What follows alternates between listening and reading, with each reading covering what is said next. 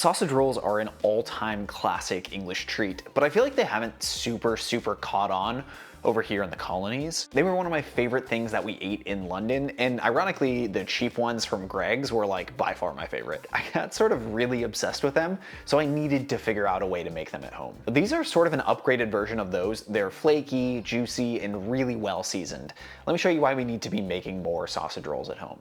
If we want the absolute best possible sausage rolls, we need to nail the sausage mix itself and the puff pastry surrounding them. It's hard to find the type of sausage used across the pond, but don't worry, I'm going to teach you how to transform ground pork into the perfect sausage filling. The puff pastry is dead simple because I'm just going to use store-bought. I really want you to be able to actually cook these recipes, and so if I go into depth on like making your own puff pastry, like I know I'm not going to do that, so I'm going to trust that you're probably not going to do that either, so let's just make it easy on ourselves. If I don't worry about homemade pastry, you shouldn't feel bad about it either. So let's start with the sausage filling. I'm aiming for something really heavy on the sage, heavy on the fennel, and well seasoned throughout. Also, I want some sweetness, and the most delicious way to do that is by using caramelized onions. Start by dicing a sweet onion into something pretty fine. If we want this to incorporate well into the sausage, the pieces should be pretty small. Something like this here is great. Begin heating a skillet over medium and then add in enough oil to saute the onions. Add in the diced onions and season these with salt. Keep these moving around over medium for at least like 20 to 30 minutes. Not going to lie to you, this does take some time. To keep anything from burning, just add a little bit of water to constantly deglaze any sugars that begin sticking to the bottom. Once the onions look like this, you can remove them from the pan to cool. We don't want to add like a hot onion mix into the pork itself.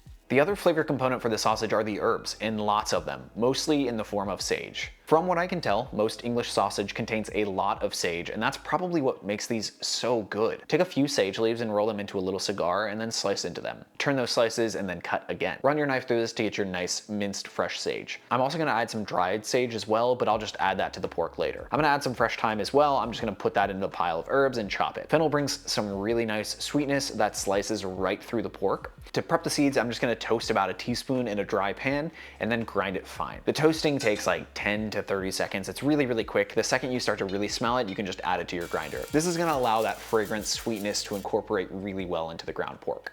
With that, we can turn to the pork. It's just a pound of ground pork. Something from the store is perfect. Whack that into a bowl and add in those caramelized onions, the sage and thyme that we chopped up, half a teaspoon of dried sage, the toasted and ground fennel from earlier, 15 or so turns of black pepper. I like a good amount of pepper in this. A 4th teaspoon of white pepper, an 1/8 teaspoon of nutmeg, that's like more than a pinch, but only by a little bit, and 1 teaspoon of salt. I may have snuck like a quarter of a pack of unflavored gelatin into this. I feel like at this point, Knox should just sponsor me. This keeps the sausage a little bit juicier. It's kind of my secret weapon for stuff like this. If you're unsure of the salt levels in seasoning, you can just take a tiny little piece and fry it until it's cooked just to taste it. Roll up your sleeves and get going on the mix with your hands. If you don't mix this enough, it's not really going to be sausage. When you knead this together until the fat begins to strand, you get a final result that's sort of juicy and bouncy rather than crumbly. If you were making, let's say, meatballs, you wouldn't want to do this because you want those to be like light and tender and sort of fally aparty. With sausage, you want to do this. You want that like juicy, bouncy sausage texture. I think that's a differentiator between the two. That's really important. That's our sausage totally taken care of, and it is going to be so perfect and fragrant wrapped inside of that delicious flaky pastry. For the crust, like I mentioned, I don't really like to bother with homemade puff pastry. We just homemade the sausage, so I feel good about that at least. This is just a sheet of frozen puff pastry that I've let defrost slightly. Pretty much while I start caramelizing the onions, I take the pastry out of the freezer. You're also gonna need an egg wash, which is just an egg yolk mixed with like a splash of milk or so. No need to be exact, this is just gonna help seal it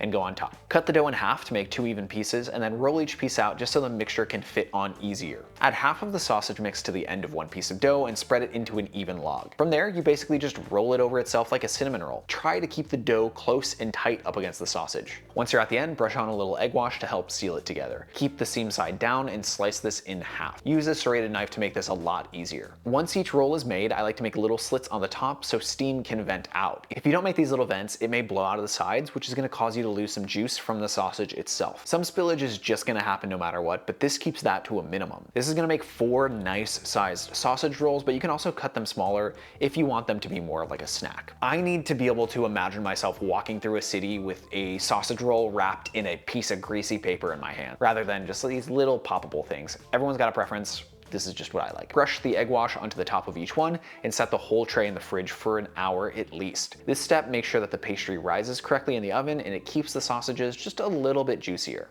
Once the hour is up, get your oven up to 400 Fahrenheit convection and place your sausage rolls into the middle rack.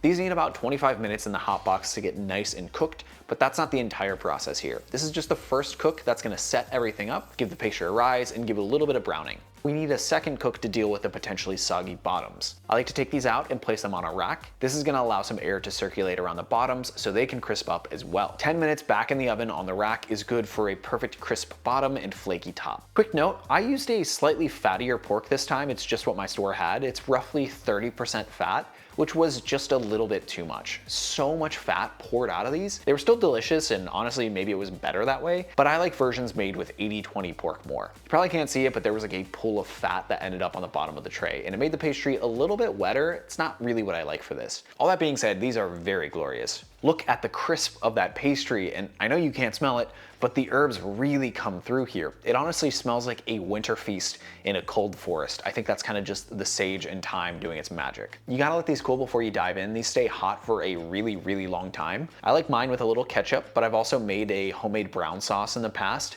It's basically the same thing as my tonkatsu sauce recipe, so you could totally just use that. Okay, real question, is red sauce just ketchup in the UK? I hear people say like, you gotta serve it with red sauce. And in my head, it's always just ketchup. I think they're the same thing, not 100% certain. Also, yellow mustard is really good with these. I don't think it's traditional, but I really, really like it that way. These just make me so, so happy, and they take me back to our trip in London. It's a beautiful thing when food can take you back like that. If you're new here, welcome. I'm Cameron, and I cover and do these kind of like deep dives into cooking and recipes. Cooking is a passion of mine, but it's also a hobby. And so I love the process of like digging deep and discovering and having fun with it. I'm not really here to just like share recipes for no reason. I'm here to gush about food that I love and share the process of learning about it. So if that resonates with you, go ahead and subscribe. Massive shout out to the amazing people supporting me directly on Patreon through patreon.com/CameronMarty. They get some cool benefits for supporting the channel, and I get to keep making videos like this. So it's a win-win. Now, if you're putting together a holiday feast, you definitely need to check out this porchetta recipe as your main this year. Thank you so much for watching. Cheers.